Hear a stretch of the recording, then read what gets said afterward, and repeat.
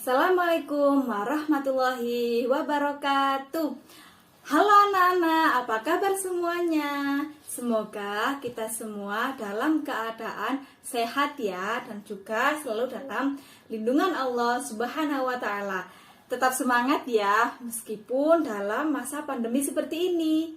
Kita berdoa semoga negeri kita cepat membaik dan sehat seperti sedia kala. Pada kesempatan kali ini, kita akan belajar tentang pendidikan agama Islam dan budi pekerti untuk kelas 12 SMA, MA, atau SMK.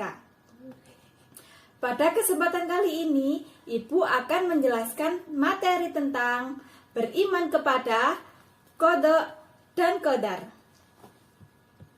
Sebagai umat muslim, di sini kita diwajibkan untuk beriman kepada rukun iman. Salah satunya yakni rukun iman yang keenam. Apa itu? Yakni qada dan qadar. Pasti di sini banyak yang mempunyai pemikiran bahwa qada dan qadar memiliki pengertian yang sama. Padahal dua kata ini memiliki pengertian yang berbeda. Qada yaitu ketetapan Allah yang tercatat di Lauhul Mahfuz sejak zaman azali. Ketetapan ini sesuai dengan kehendak Allah dan berlaku untuk seluruh makhluk yang ada di alam semesta ini. Sedangkan qadar yaitu ketetapan atau keputusan Allah yang memiliki sifat maha kuasa atas segala ciptaannya, baik berupa takdir yang baik ataupun takdir yang buruk. Jadi, iman kepada qada dan qadar artinya percaya dan yakin dengan sepenuh hati kita bahwa Allah Subhanahu wa Ta'ala telah menciptakan segala sesuatu bagi makhluknya. Nah, dalam hal ini Allah Subhanahu wa Ta'ala berfirman dalam Quran surat Al-Furqan ayat 2 yang berbunyi, A'udzu billahi minasyaitonir rajim. Bismillahirrahmanirrahim. Alladzi lahu mulkus samawati wal ard walam yattakhidh waladan walam yakul lahu syarikun fil mulki wa khalaqa kulla syai'in faqadarahu taqdira. Shadaqallahul azim. Yang artinya, yang kepunyaannya lah kerajaan langit dan bumi, dan dia tidak memiliki anak dan tidak ada sekutu baginya. Dalam kekuasaannya, dia telah menciptakan segala sesuatu dan menetapkan ukuran-ukurannya dengan serapi-rapinya. Di sini, qadar atau takdir itu merupakan perwujudan realisasi dari qada. Hubungan antara qada dan qadar ini sangat erat dan tidak dapat dipisahkan. Qada adalah ketetapan yang masih bersifat rencana. Dan ketika rencana itu sudah menjadi kenyataan, maka kejadian itu disebut dengan qadar atau takdir.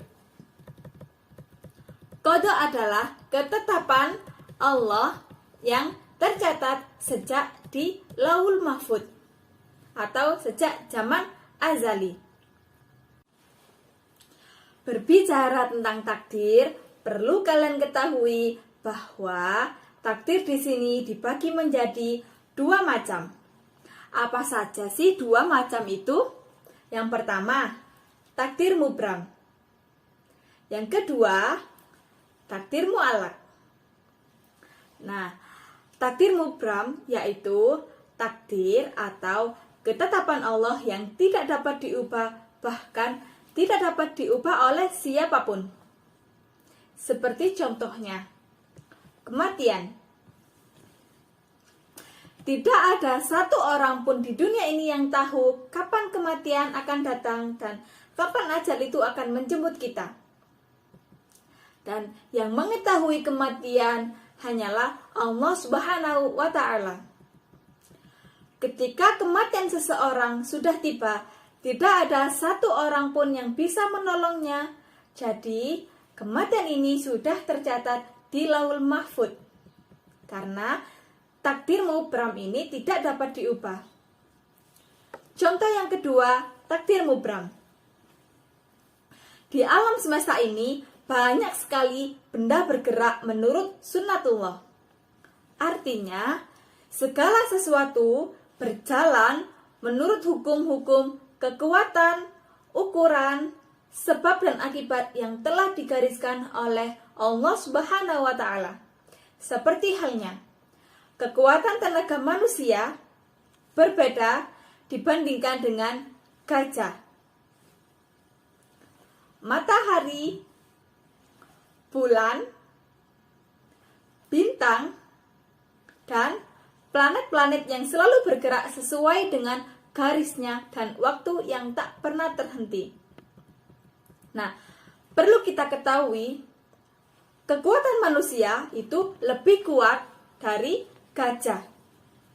Sedangkan gajah termasuk lemah apabila dibandingkan dengan kekuatan bulan dan matahari. Karena matahari mampu mengelilingi kita setiap hari, setiap siang, dan juga bulan mampu menerangi kita di malam hari. Maka oleh karena itu, kekuatan gajah itu lebih rendah dibandingkan dengan matahari dan bulan. Yang kedua, takdir mu'alaq.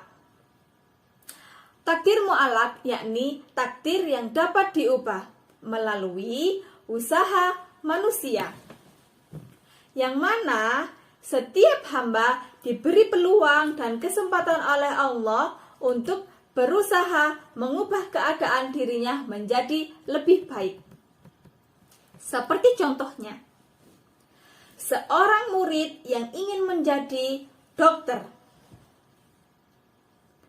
Nah, untuk mencapai cita-citanya menjadi seorang dokter, maka seorang murid harus belajar dengan sungguh-sungguh agar cita-citanya menjadi dokter dapat tersampaikan.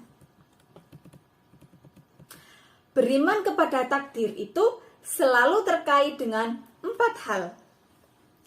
Yang pertama, takdir itu sendiri. Yang kedua, ikhtiar. Yang ketiga, berdoa. Yang terakhir, tawakal. Jadi, 4 hal ini tidak dapat dipisahkan. Takdir itu sendiri, ikhtiar. Ikhtiar adalah berusaha dengan sungguh-sungguh dan sepenuh hati dalam menggapai cita-cita dan tujuan kita. Allah Subhanahu wa Ta'ala menentukan takdir kita sebagai manusia berkewajiban melakukan ikhtiar. Yang kedua, berdoa. Doa adalah ikhtiar batin yang sangat besar pengaruhnya bagi manusia yang meyakininya.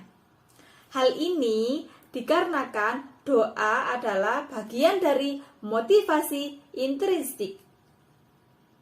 Bagi yang meyakini doa akan memberikan energi dalam menjalani ikhtiarnya.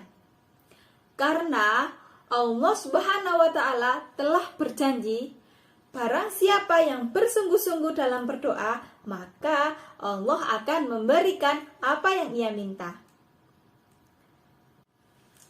Setelah meyakini dan mengimani takdir, kemudian dibarengi dengan ikhtiar, dengan berdoa, maka langkah selanjutnya yang perlu kita lakukan yakni tawakal.